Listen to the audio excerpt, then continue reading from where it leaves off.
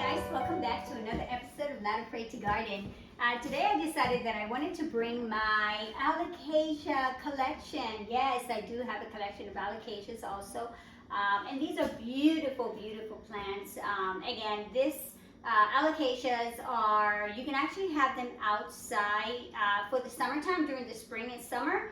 If you place them in a, sort of like, some of them depends, needs a shady area. Some of them, you can, they can get a little bit of sun. So it all depends. So I'm going to go through each one and maybe just explain a little bit about it. So, so here's my collection, and let me start off with the one I cannot identify. So I have this one.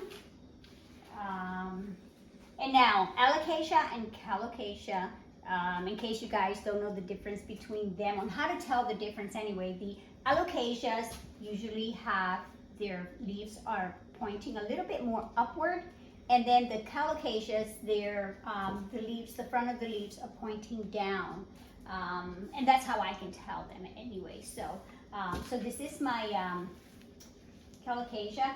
Alocasia. Now I don't have a name on this one. My daughter actually gave me a baby from her plant, a little pup that she had, and I've been propagating these all over the place. So I started up with this one here, but look how beautiful those leaves are, guys.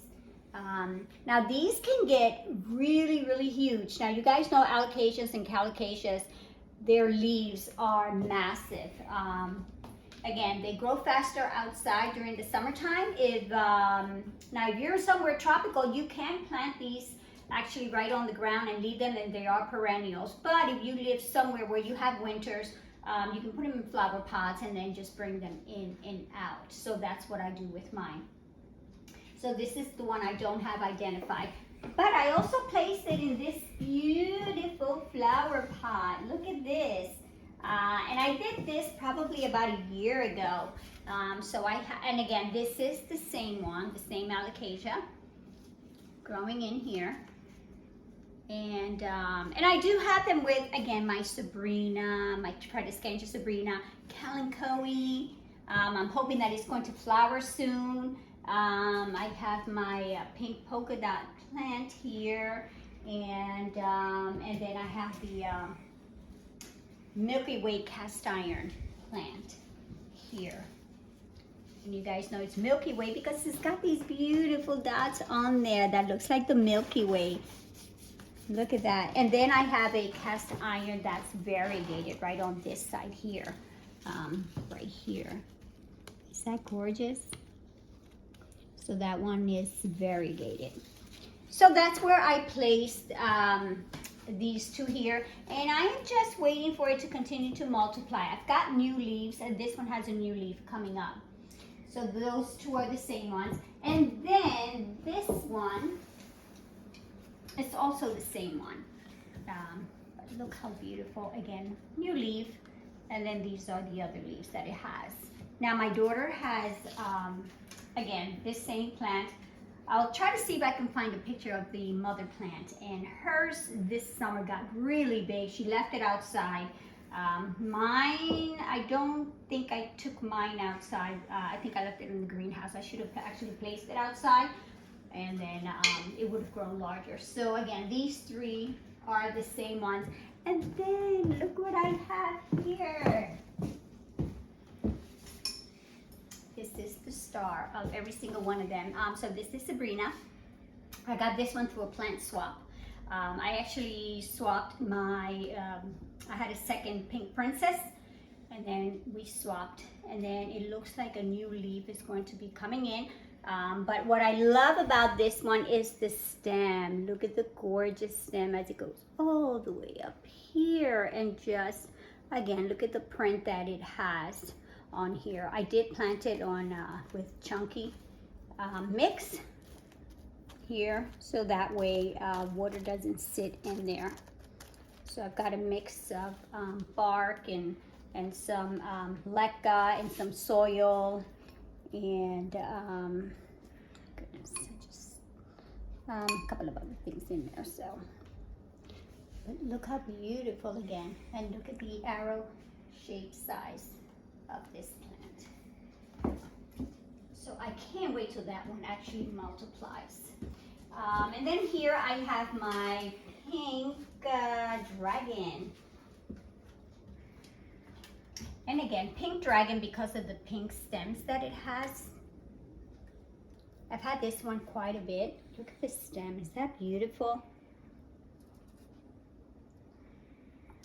And I didn't cut this because I just wanted to show you guys that, again, as these continue to, the new leaf come in, you'll probably have one that will die off. So don't be surprised if again, if you don't have a lot of the leaves on here. Again, mine, for some reason, I haven't been able to get more than 3 or 4, so this one's dying off. This one is the new leaf here. Look at this one. Is that huge? Look how beautiful that is. Oh my gosh, and I love the print in there and the veins that it has. And then underneath, it's got the dark color in here. So this is the pink dragon. So I only have one of these. I'm hoping that I can propagate this maybe later on. And the flower pot, I did pick that up from the Goodwill. Look, a beautiful butterfly. All right, so let's move on to this side here. Now this one I bought last year. I actually featured this one in one of my hauls from last year. And this is the Alocasia Black Magic. And the one thing that I really like about this one is that it starts off green, as you guys can see, and then it turns dark. Then you end up with this dark color here. Now, if you guys are seeing, there's a mark on here, and I know that a slug actually has been traveling on my plants here. I've not been able to find it, but I know that it's there because I can see it on that leaf. So I have to be able to, I'm going to eventually need to find it. I'll search for it later on, so that way it doesn't eat the leaves. So it is. Now, if you plant this outside, make sure that it is getting sun, at least for a couple of hours, because that's how you're going to end up with that dark leaf. But again, green leaves, and then they turn, that's why they call it Black Magic. Gorgeous. And now it brings you to the black velvet. Now the black velvets, again, these plants are beautiful, beautiful.